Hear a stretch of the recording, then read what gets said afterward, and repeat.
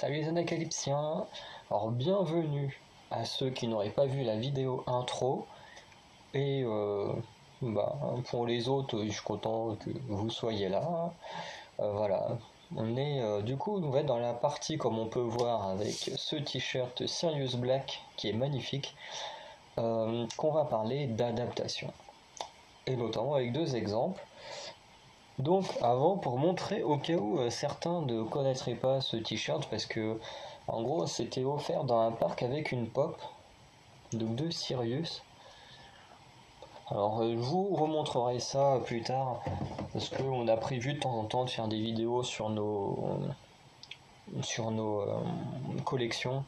Donc après on fera sur des collections voilà, en fonction je pense de soit de films, soit de objets. Je veux dire, comme là, des pop, j'en ai une, deux, trois. Je crois que j'en ai une quatrième quelque part.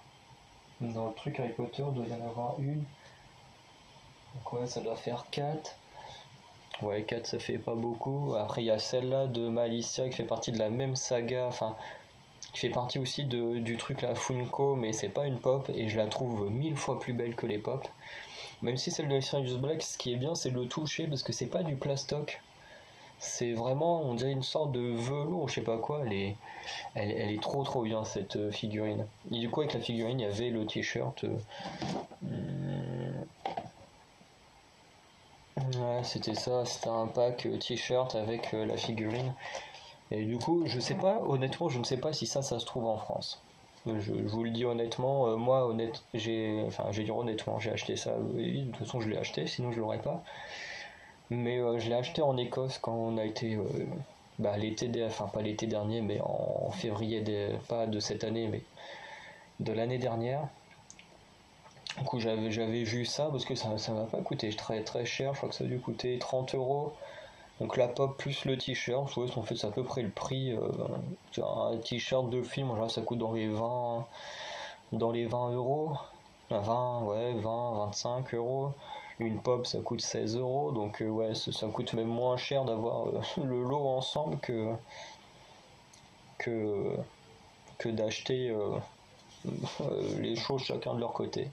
Mais honnêtement, moi actuellement j'ai vu ça que en Écosse, mais après en même temps je suis en Normandie, donc j'habite dans une ville de 12 000 habitants, donc on a juste un espace culturel pour trouver ce genre de choses, et du coup il n'y a pas du tout. On a un petit magasin de jeux, mais ah si, il y a peut-être dans le magasin de jeux, à la taverne.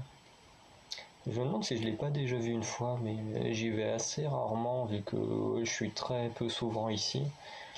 Et après, quand je suis là où je fais mes études à Caen, bon bah il y a la Fnac, il y a un espace culturel, il y a des mince, comment ça s'appelle ces machins là. Bon, après il y a des game cash, des machins. Il y a un truc exprès au niveau du jeu avec l'enseigne, il y a les bleus et tout. Je vois l'enseigne et tout, mais je me souviens plus de son nom.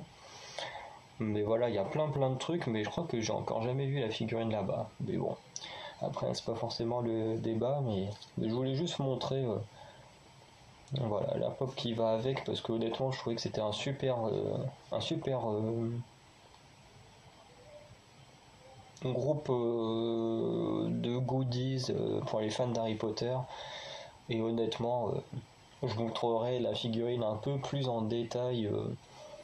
Bon bah vous n'aurez pas l'effet du toucher qui est super, mais vous pourrez un peu mieux voir la gueule de Sirius. Et voilà. Bon, on va maintenant entrer dans le vif du sujet avec deux types d'adaptations. Donc les adaptations de Harry Potter, donc que j'ai quasiment tous. Enfin, c'est pas que je les ai pas les autres, c'est juste que c'est ma mère qui lit d'Harry Potter, mais bon. On va dire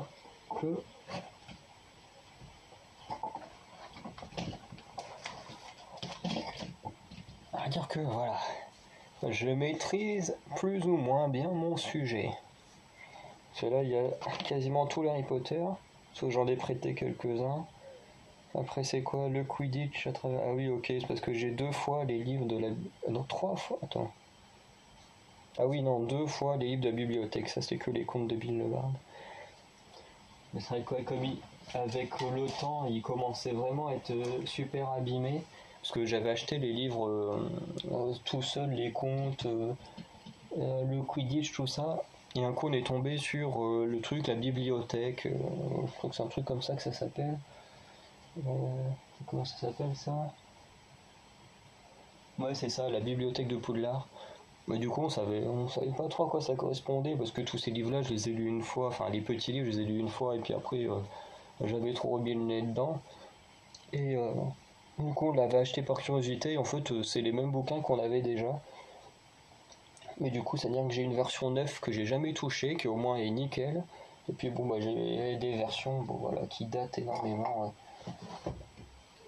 Voilà, et puis niveau Harry Potter, voilà, j'ai quand même d'autres livres, le monde magique de Harry Potter qui est expliqué là-dedans, et puis un petit dico, honnêtement, qui est super bien, et qui peut être super pratique pour ceux qui veulent faire du jeu de rôle dans Harry Potter. C'est génial parce qu'il y a tout, enfin tout, énormément de choses d'expliquer, mais il y a aussi les sortilèges qui sont expliqués. Par exemple, si on va dans les S avec le stupéfixe, où est-ce qu'il va être? Stupéfixe, donc voilà. Et on a toutes les définitions, comme là par exemple stupéfixe, sortilège qui pétrifie. Voilà. Le rictus empra, le sortilège de chatouiller la personne touchée rigole à en être pliée. Ridiculus, formule magique, fait disparaître un épouvantail. Enfin, il y a énormément de choses, c'est super complet comme dico. Et voilà, enfin je le montre comme ça, mais vraiment, pour ceux qui veulent faire des jeux de rôle ou des choses comme ça autour d'Harry Potter, ça rend le truc super complet. Donc, le problème, on va dire, des fans de Harry Potter, lequel est-il? Puisque forcément, il n'y a pas que des mauvais points, hein. Moi, je fais partie d'une communauté de fans sur Facebook, donc, qui s'appelle le Terrier, un truc comme ça, où les gens sont vraiment géniaux, tout le monde se respecte et tout. Mais sur d'autres groupes, c'est pas exactement la même chose. C'est-à-dire qu'il y a des gens qui se plaignent et qui vont cracher sur les films Harry Potter parce qu'ils se plaignent que l'adaptation n'est pas fidèle à ce qu'ils ont lu dans les bouquins. En sachant quand même que Harry Potter fait quand même partie des sagas. Donc je vais remettre la musique, je me rends compte que j'ai vu.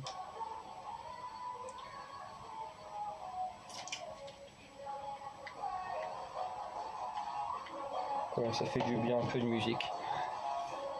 Mais du coup, le truc c'est qu'Harry Potter est quand même une des sagas où les films sont les plus fidèles aux livres, comparé à d'autres sagas, quoi. Quand on voit personnellement Percy Jackson, bon, il y a une tonne de livres dessus, donc je vais pas sortir les bouquins, mais qui sont géniaux et qui sont très très mal adaptés. Et le pire, c'est que c'est quand même un gars, Chris Columbus, qui a super bien adapté Harry Potter 1 et 2, qui a gâché la saga Percy Jackson. Je lui en voudrais à vie pour ça. Alors je vais pas aller l'insulter et tout, mais on va dire que quand je vois un film avec Chris Columbus, on va dire que je fais plus trop confiance, hein. Je me dis, on va regarder, mais je prends des très très grosses pincettes.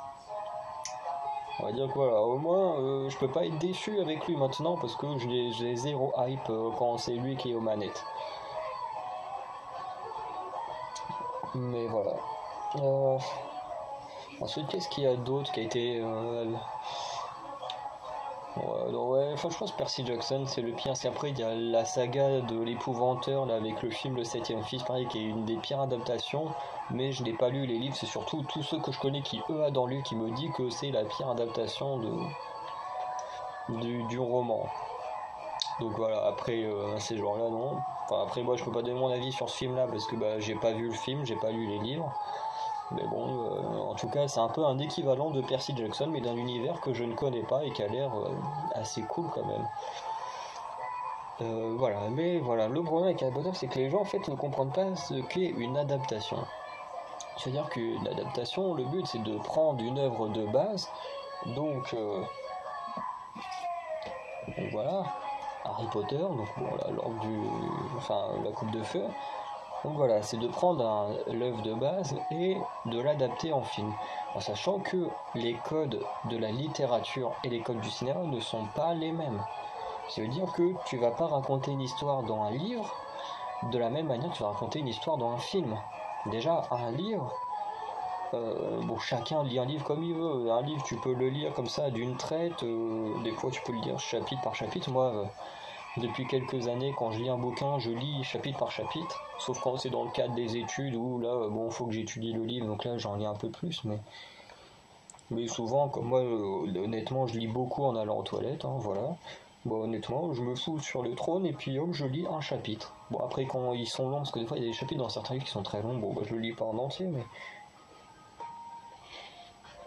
Ah, bah, tiens, je crois que j'ai trouvé le dernier moment où j'ai lu Harry Potter. Je crois que je n'ai plus jamais relu Harry Potter depuis ce moment-là. Mais voilà, le but, c'est quand même. De reprendre avec les codes du cinéma, sachant que voilà, comme je disais, un livre on peut le lire soit par chapitre, ce qui met du coup beaucoup de temps. Comme là le livre il fait quoi, 37 chapitres, donc ouais ça fait à peu près un mois si on le lit enfin non moins, c'est ouais, plus 15-20 jours parce qu'on va pas aux toilettes une fois par jour quand même. Ouais, ça fait du 775 pages, donc ouais c'est voilà, en sachant que nous, aussi quand j'ai fait mes études de cinéma, on nous disait que, alors c'est une moyenne, mais en moyenne, une page de scénario, ça fait 1 minute. Je dis bien une moyenne, hein, parce que si c'est que du dialogue, ça peut durer beaucoup plus qu'1 minute. Si c'est que de la description d'un lieu, forcément ça va durer moins d'1 minute. Mais voilà, c'est pour ça que c'est une moyenne, parce que globalement, en fonction de ce qui est écrit sur ta page de scénario, ben voilà, tu vas pas avoir le même temps une fois que tu filmes. Et du coup, le truc, c'est que dans un film, enfin dans un livre, t'es obligé d'enlever des parties quand tu fais l'adaptation, parce que tout n'est pas à prendre. Si un Harry Potter, on le mettait entièrement en film, mais ça durait au moins 5-6 heures peut-être, même peut-être un peu plus longtemps pour certains. Ce serait indigeste, on se ferait chier à mort.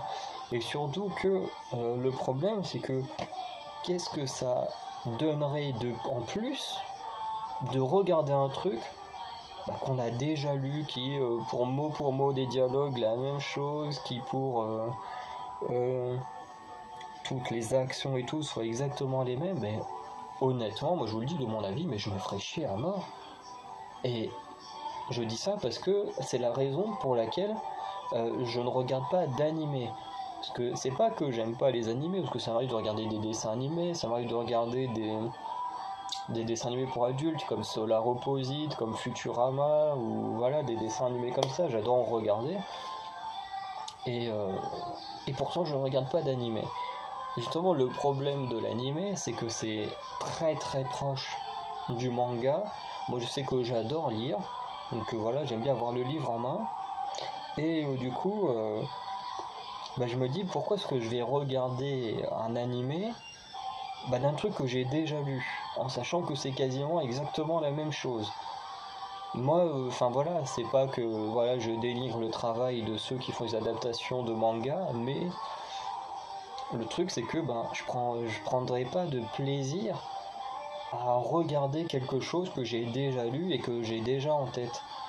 Même si les images peuvent être très belles et tout, mais voilà, c'est juste.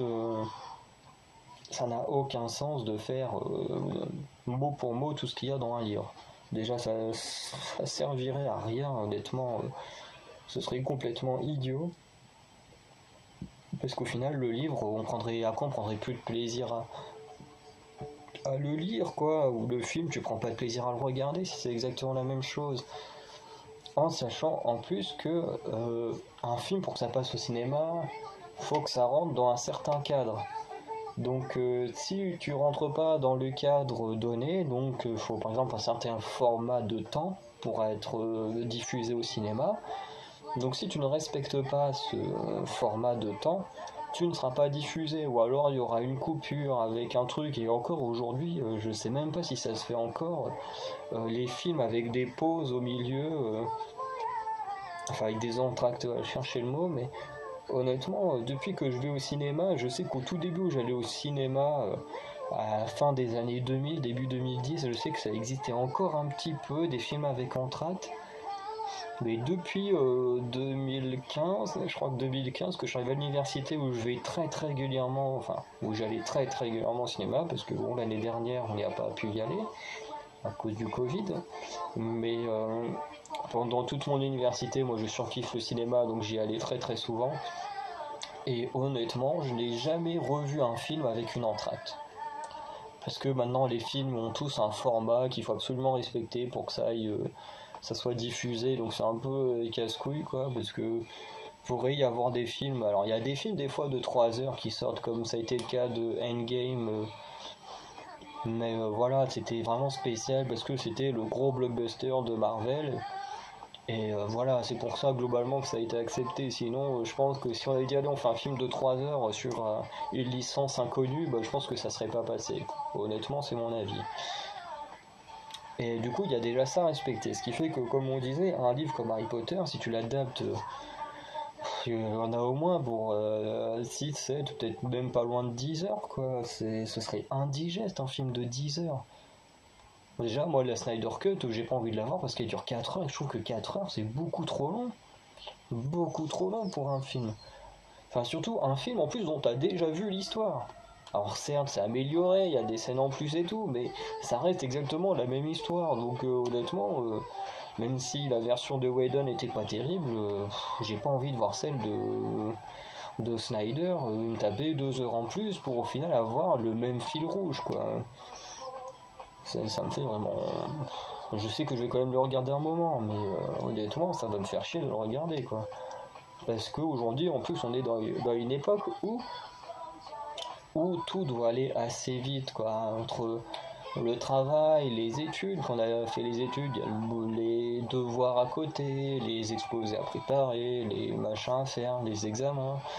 C'est insupportable. Après, il y a les potes quand même, parce qu'il faut quand même se divertir un peu. Et au final, bah, quand tu vas voir tes copains, que tu as fait tes cours, que tu as fait tes devoirs, que tu as fait tes courses, parce qu'il faut aussi faire des courses, que tu as fait ton ménage chez toi ou des choses comme ça, bah, au final, il te reste plus énormément de temps pour toi-même. Donc, bah, au final, on, on prend des trucs qui sont assez courts. Et ce qui fait qu'un film de 7 heures, ça passerait pas aujourd'hui. Je sais que dans les trucs vraiment artistiques du cinéma, il y a des films qui durent des heures et des heures. Mais bon, c'est des projets artistiques, c'est pas du cinéma fait pour que tout le monde aille voir au cinéma. Donc déjà, ça passerait pas. Et par exemple, dans le cas de Harry Potter 1, dans le bouquin de mémoire, parce que ça fait déjà quelques années que je les ai pas vus, mais j'ai quand même une très bonne mémoire du livre, mais de mémoire, Harry, Ron et Hermione vont plusieurs fois se promener dans les couloirs. Parce qu'effectivement, dans un livre, tu peux raconter plusieurs fois des choses comme ça, même s'il ne se passe pas exactement la même chose, tu peux le raconter. Parce que, ben voilà, c'est faisable dans un livre. Tu peux prendre le temps que tu veux, quoi. Quand tu vas en librairie pour publier un bouquin, on te dit pas, oui, ben il faut que tu fasses 500 pages et pas plus, quoi. Donc, il faut que tu condenses son histoire. Non, si tu vas arriver avec une histoire de 200 pages, tu viens avec une histoire de 200 pages. Tu arrives avec une histoire de 1200 pages, tu viens avec une histoire de 1200 pages. Enfin voilà, vous avez compris là où je veux en venir. Les règles pour faire de la littérature ou du cinéma ne sont vraiment pas du tout les mêmes. Donc forcément, le travail de base quand on fait un livre ou quand on fait l'adaptation du livre, du coup, c'est pas du tout la même façon de faire. Et dans le cas d'Harry Potter 1, comme je disais, à un moment, ils vont dans les couloirs la nuit, nanana. Au moment où ils découvrent, je crois que c'est, j'ai oublié son nom à lui, là, le chien à 3 têtes, parce que je crois que c'est Touffu, mais si ça se trouve, je dis une connerie, mais et voilà, où ils tombent sur le chien à 3 têtes. Et il y a un moment dans le livre où ils vont un moment se trouver dans les couloirs avec Neville. De mémoire, ils vont avec Neville et puis même, je sais plus sur quoi ils tombent, ils repartent en courant et tout, ils dégomment même une armure sur leur passage et tout. Enfin, je me demande si c'est pas en tombant sur Peeves parce que toutes les scènes de Peeves ont été cutées des adaptations, mais en même temps, Peeves est plus un fouteur de troubles dans le livre, donc honnêtement, c'est pas un personnage important dans les romans, enfin dans les films, je veux dire, enfin pour les films. Pareil pour les elfes de maison, je dis pas qu'ils sont pas importants, Dobby, les créatures le sont, tous les autres ne sont pas importants, tous ceux qui sont dans Poudlard et tout, avec Hermione qui se bat pour les droits des elfes de maison, machin. Honnêtement, si on rajoutait ça dans les films, déjà, ça alourdirait le film et on perdrait énormément en divertissement parce qu'on se retrouverait avec un truc politique dans une série de films de fantasy action pour ados. Donc foutre un message politique dedans, on n'en aurait un peu rien à faire, quoi. On se ferait chier devant, honnêtement. En livre, c'est très bien, en film, c'est très chiant ce genre de moment. Bien que ce soit important, hein, je ne dis pas le contraire, mais c'est important pour le livre, pas pour l'adaptation. Et dans ce truc de se promener dans les couloirs, au niveau du premier film, le problème, c'est qu'en livre, ça passe bien parce qu'on peut le faire plusieurs fois. Mais si tu le fais en film, le truc, c'est que c'est répétitif. Effectivement, si tu les fous une fois, hop là, ils vont se promener, ils tombent sur Touffu, allez hop, ils voient que le passage est protégé par le chien trois têtes, ils repartent. Boum, et puis ils revont avec Neville, en sachant qu'en plus après, Neville essaie de les empêcher de retourner se promener dans les couloirs et tout.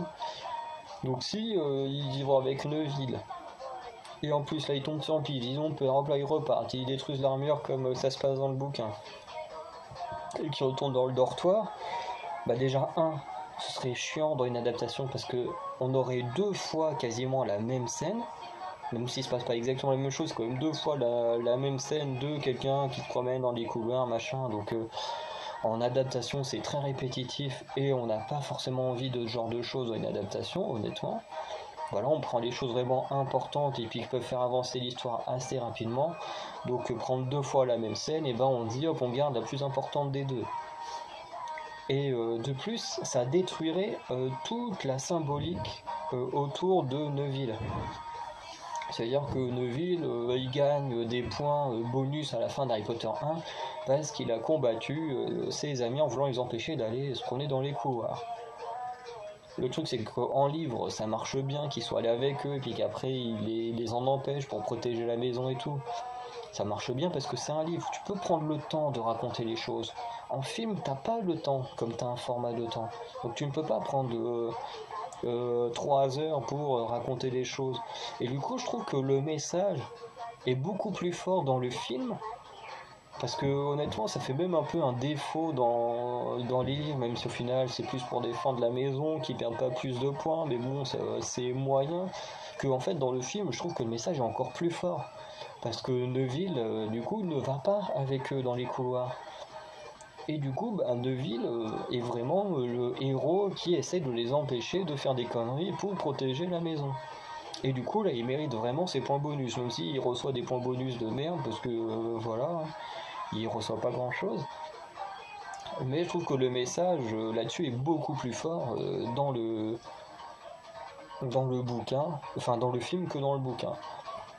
Après, voilà, ça reste mon avis, tout le monde a ses avis, mais le problème c'est que ce genre de choses, les gens ne les comprennent pas. Et du coup, il y a beaucoup de fans d'Harry Potter des livres qui vont insulter ceux qui aiment les films ou qui vont cracher sur les films et tout en disant que c'est de la merde comme adaptation et tout, alors que non, ce sont de très bonnes adaptations. C'est juste que ces gens-là ne comprennent pas ce qu'est une adaptation et eux ils voudraient limite que le livre soit adapté mot par mot, qu'on trouve tous les personnages tels qu'ils sont, mais est-ce qu'ils se rendent compte quand même de l'argent que c'est?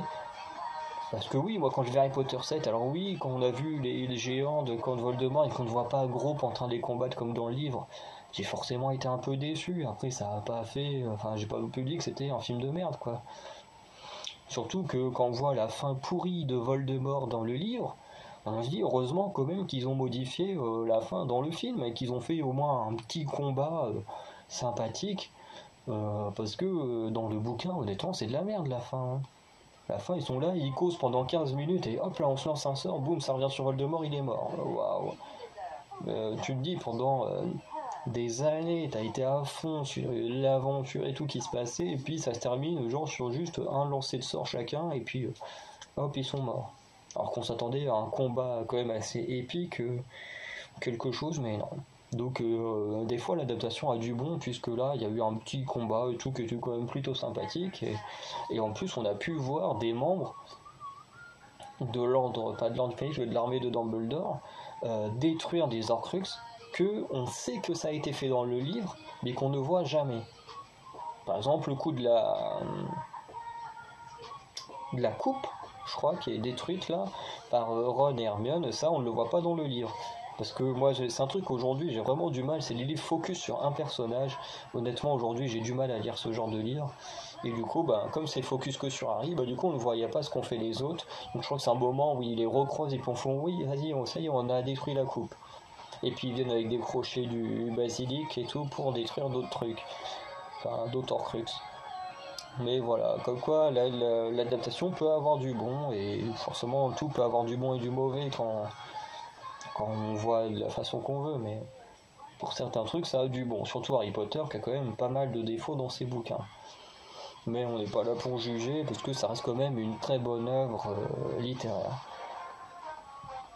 Mais voilà, je voulais juste, en tout cas autour d'Harry Potter, revenir là-dessus, le fait que les fans ont tendance à critiquer sur le fait que ce soit des mauvaises adaptations, ou des fois d'attaquer même d'autres fans qui aiment les adaptations, parce que eux ce sont des puristes du bouquin et que le bouquin devrait être adapté à 100%.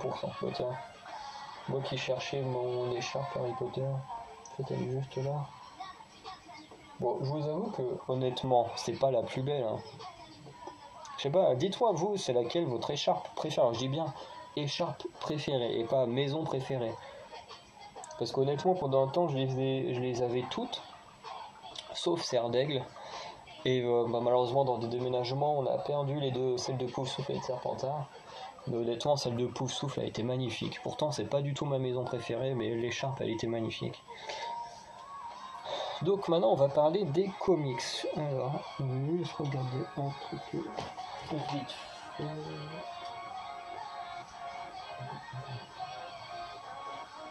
Regardez ça, c'est du Captain America. Ouais, bon, je sais pas où il est. Ah ouais, non, ils sont carrément tout dessous. Bon, j'aurais bien senti le comics, mais il est carrément tout en dessous d'une pile là, il y a un gros bordel devant, donc j'ai la flemme de le bouger.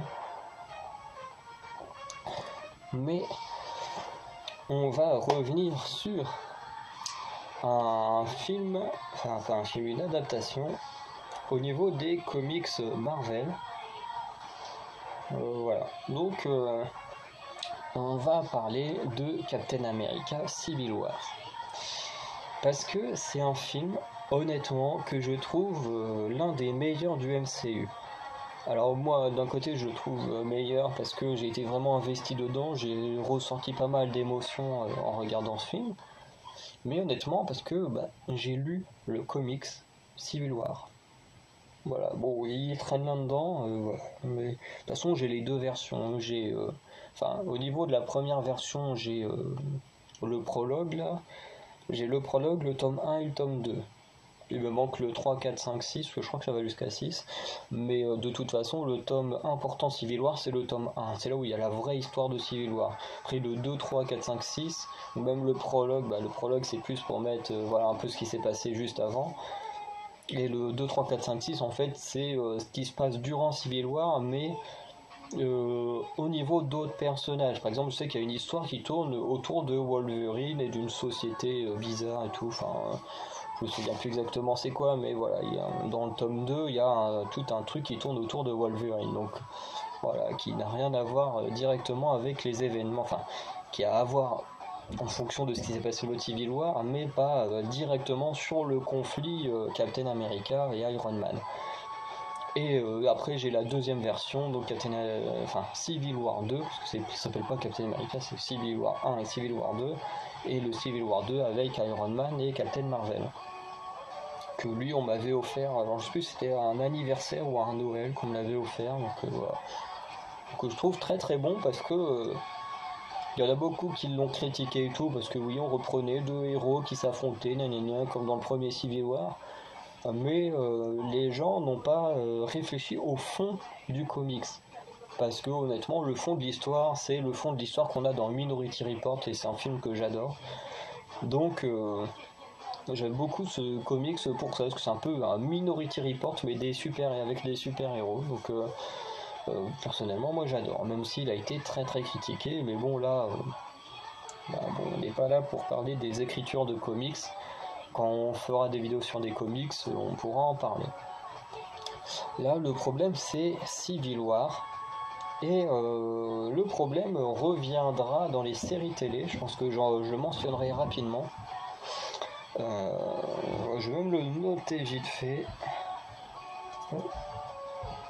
Je vais noter comment il s'appelle.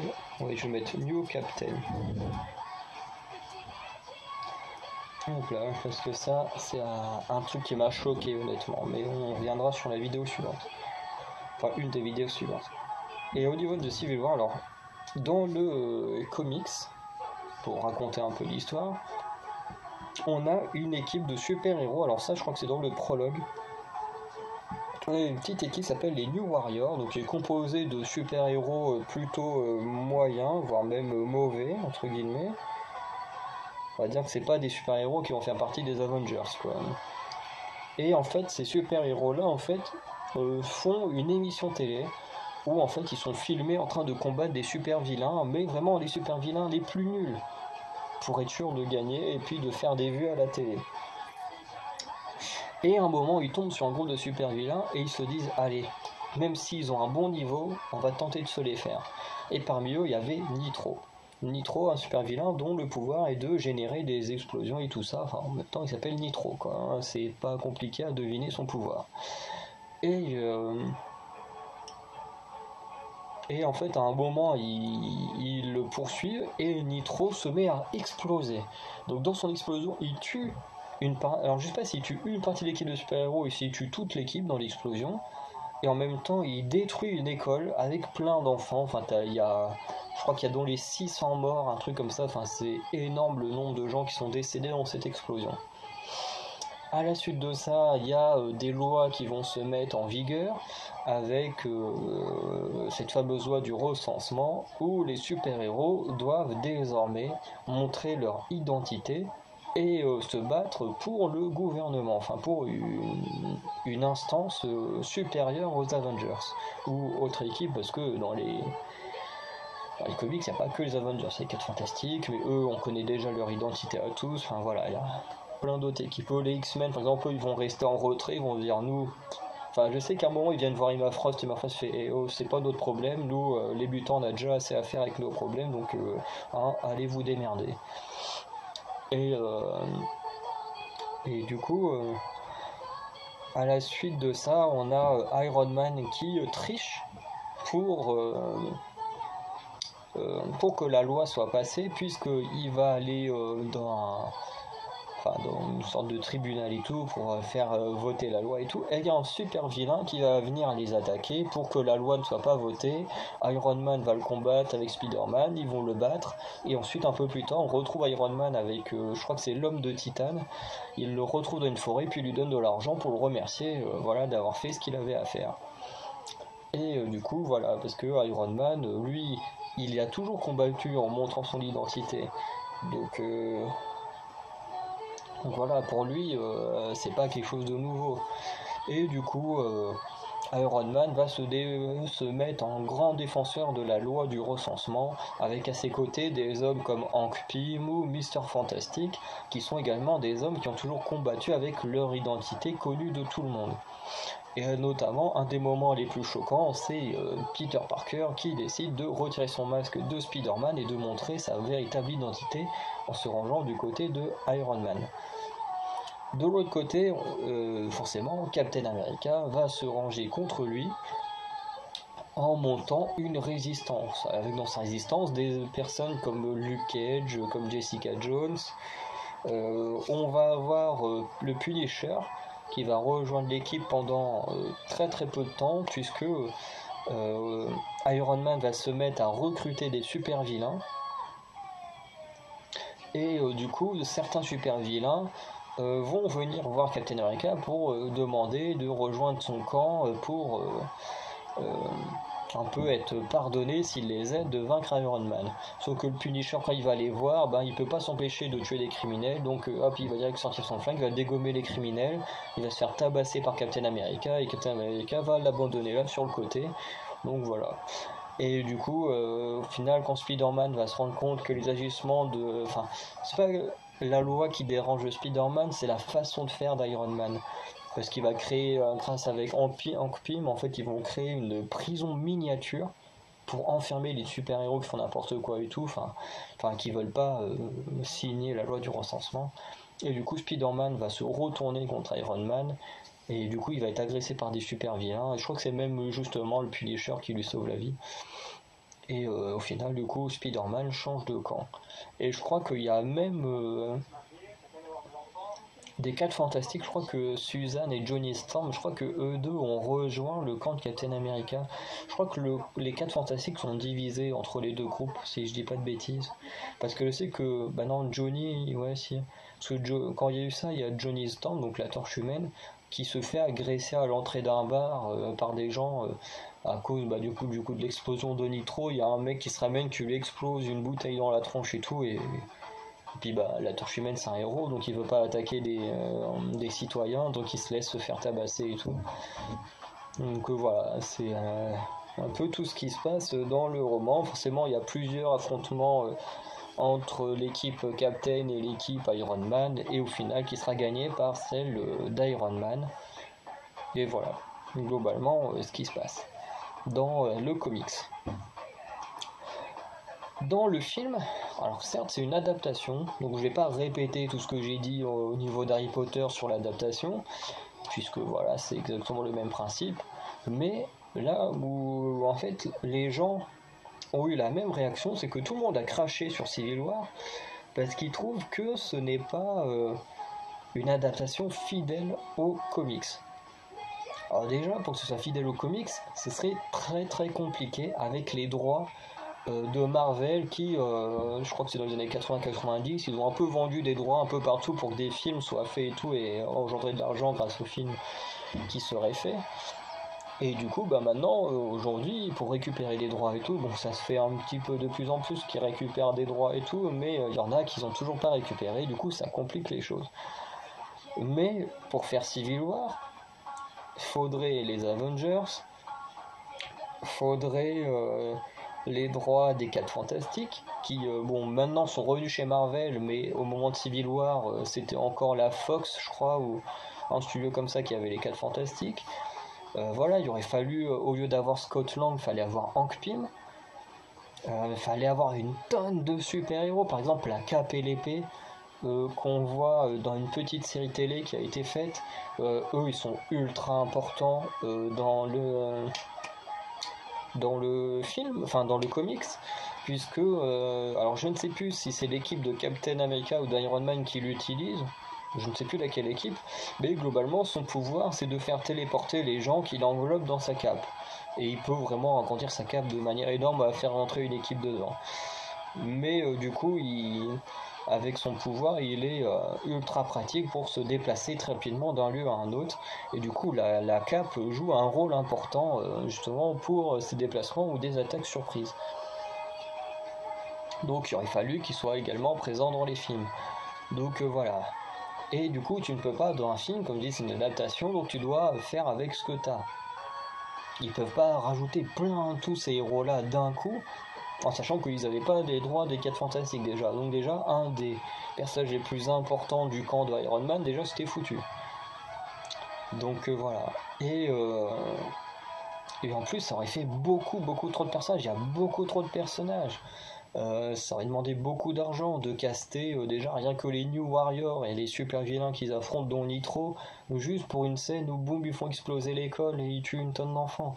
En sachant que depuis, je ne sais plus quel film d'Hitchcock où il a tué un enfant, c'est devenu très polémique de tuer un enfant au cinéma. D'où le fait que ça a été remanié d'une manière à ce que ce soit plus acceptable dans le film. Ensuite, on peut pas mettre autant de personnages dans un film. Alors si, on pourrait. on pourrait, mais du coup, faut tous les présenter, tous les nouveaux, faut raconter d'où ils viennent, pourquoi ils sont avec tel ou tel camp et tout. Enfin, ça aurait été insupportable, quoi, de faire un film où une partie aurait été de présenter tous les personnages qui sont là, parce que les camps, ils sont vraiment énormes. Je peux pas vous le montrer parce que j'ai honnêtement la flemme de récupérer les bouquins, mais il y a au moins une trentaine ou quarantaine de membres dans chacune des deux équipes, quoi. Donc ça aurait été énorme. En plus, faire venir John Bernthal qui joue le Punisher juste pour une scène où il sauve Spider-Man et une scène où il dégomme des super vilains et qui se fait casser la gueule par Captain America, ça aurait pas été intéressant en film. Enfin, vous voyez ce que je veux dire? Il y a des trucs qui ont forcément été enlevés qui n'étaient pas intéressants et en même temps ils ont adapté de deux manières. Déjà, un avec ce qu'ils avaient sous la main, les droits des personnages qu'ils avaient, ce qu'ils avaient comme possibilité avec Spider-Man grâce à l'accord avec Sony, mais aussi, pardon, j'ai eu un peu loqué, mais ils ont également adapté aussi pour être cohérent avec leur univers, parce que c'est quand même un univers étendu, donc il faut être cohérent avec tout ce que tu as déjà fait avant. Donc moi je trouve que l'adaptation est très réussie sur ce point de vue. Mais surtout là où je trouve que c'est très réussi, c'est que tous les points importants du comics sont dans le film. Je m'explique. Chose très importante, c'est l'explosion de Nitro qui a tué des tonnes de gens, dont des enfants. Mais bon, comme je disais, les enfants, c'est devenu polémique de les tuer au cinéma, donc ça se fait plus trop depuis les années 60-70. Donc il a fallu changer ça.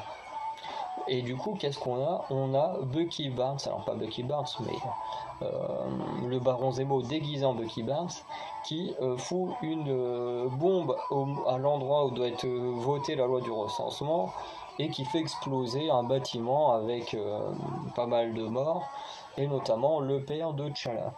Sans compter également l'explosion de Rumlow au tout début du film qui va pousser à la loi du recensement, enfin à l'idée de la loi du recensement, et après la mort du père de T'Challa, donc je crois que c'est T'Chaka, qui là va confirmer que la loi du recensement doit être signée. Et du coup, dans l'explosion de Rumlow, quand il se fait auto-exploser, c'est carrément, je crois que c'est un hôpital avec plein de patients dedans qui sont morts. Donc, ce thème de l'explosion qui tue plein de gens et qui pousse à la loi du recensement, on le retrouve dans les deux. La loi du recensement en elle-même, on retrouve dans les deux. Dans les deux, tu as ce même dilemme. Est-ce que l'on doit enlever son masque, montrer son identité et se battre sous les ordres d'une entité supérieure? Ou doit-on continuer à garder son masque, qu'on ne sache pas notre identité et à sauver des vies comme on en a envie? Ce même débat se trouve dans les deux films. Ensuite, les protagonistes, on a Captain America, Iron Man en comics, on retrouve les mêmes affrontements, les deux grands chefs de groupe, Iron Man et Captain America, en sachant que dans le camp d'Iron Man en comics, ce qui a été le plus marquant, c'est Spider-Man. Là, Spider-Man est dans son camp également. Bon, il ne fait pas de changement de camp pour aller chez Captain America parce que il aurait fallu que ce soit beaucoup plus long comme film, que ce soit en deux parties, histoire de bien développer Spider-Man, parce que là, il a été présenté et mis dans le camp d'Iron Man. Donc si juste après on le faisait déjà changer de camp et tout, ça aurait été un énorme défaut, parce qu'il aurait fallu quelque chose qui vraiment le choque et pour au point de le renvoyer de l'autre côté. Parce que t'as pas le temps de faire un film d'1h30, 2 heures, t'as pas le temps de le présenter, de lui faire passer des épreuves, qui change de camp et puis que machin ça se termine, enfin ça aurait pas été possible, donc ou alors ça aurait été très mal fait en si peu de temps, quoi. Il aurait fallu plus de temps. Ensuite, qu'est-ce qu'il y a d'autre comme point important? Bah là tous les points importants sont là. Après il y a la défaite de Captain America, parce que ça se termine comme ça, c'est la défaite du camp de Captain America, la victoire de celle d'Iron Man. C'est comme ça que se termine le comics, et c'est comme ça que se termine le film. Alors certes, Captain America n'est pas emprisonné, machin, mais il reconnaît quand même avoir perdu, et en même temps, la moitié de son camp est fini en tôle. Même si à la fin, il va les libérer et tout, mais voilà. Donc, voilà, moi c'est ce qui me dérange chez les fans de comics. Donc là j'ai pris l'exemple de Civil War, hein, mais l'exemple se peut retrouver sur plein d'autres comics, notamment celui-ci. Notamment, on peut le retrouver sur Infinity War, qui quand on regarde la version film ou la version comics, n'a rien à voir. Voilà, et puis d'autres trucs qui vont venir, comme Secret Invasion qu'ils ont l'intention de faire en série télé, ça va être chaud à mon avis, avec un comics aussi réputé, ils vont avoir de la critique si c'est mal fait. Mais voilà, après il faut comprendre que c'est des adaptations, donc ce n'est pas mot pour mot ou image par image, dans le cas d'un comics ou d'un manga, ce qu'on voit. Et honnêtement, moi dans le cas de Civil War, je trouve que c'est une très bonne adaptation parce que Infinity War, c'est un film qui est quand même ultra aimé pour le personnage notamment de Thanos. Contrairement à Civil War qui est ultra détesté. Souvent je le vois, les gens ils sont là, j'aime pas ce film, machin et tout, mais honnêtement, moi je trouve qu'il est super bon. Enfin, il reprend, certes c'est pas le vrai Civil War, mais ça reprend toute l'essence de Civil War et personnellement, moi je trouve que c'est génial. Donc voilà, après c'est mon avis, je ne dis pas que vous devez l'aimer, hein, mais j'explique pourquoi pour moi c'est une bonne adaptation et pourquoi des fans sont en train de pourrir ce film. Donc au final, il est très bon comme film, c'est juste que les gens ne comprennent pas. Et je suis quasiment sûr, honnêtement, que les gens qui critiquent ce film sont des gens qui n'ont jamais lu le comics. C'est quasiment sûr et certain. Et je vais revenir sur ce point-là après en parlant des séries télé, parce qu'il s'est passé une chose, et c'est des gens qui n'ont pas lu les comics. Et là, je suis quasiment sûr que tous ceux qui crachent à la gueule de Civil War, c'est des gens qui ont dû lire des choses sur Internet, qui ont dû faire quelques petites recherches comme ça, mais qui n'ont pas pris la peine de vraiment comprendre c'est quoi Civil War. Parce que quand on voit l'essence du comics, on la retrouve dans les films. Donc moi, je trouve que c'est très très bon. Mais bon, du coup, on va s'arrêter là pour les adaptations, parce que je m'attendais pas à ce que la vidéo soit aussi longue. Mais en même temps, je pense m'être mieux expliqué que dans les autres versions que j'avais faites. Donc voilà, en tout cas, pour la version adaptation. Donc n'hésitez pas à me dire dans les commentaires ce que vous en pensez. Si vous êtes d'accord, dites-le. Si vous n'êtes pas d'accord, n'hésitez pas à en débattre. Hein, ce sera avec un grand plaisir. Même si vous avez d'autres exemples qui vont soit contre ce que je dis ou qui vont dans le même sens de ce que je dis pour faire comprendre aux autres, n'hésitez pas à le faire aussi. Ce sera très appréciable de votre part. Donc voilà, en tout cas, on se retrouve demain pour ceux qui le souhaitent avec une vidéo autour du cinéma, mais qui sera sûrement plus courte que celle-ci. Allez, ciao les Anacalypsiens.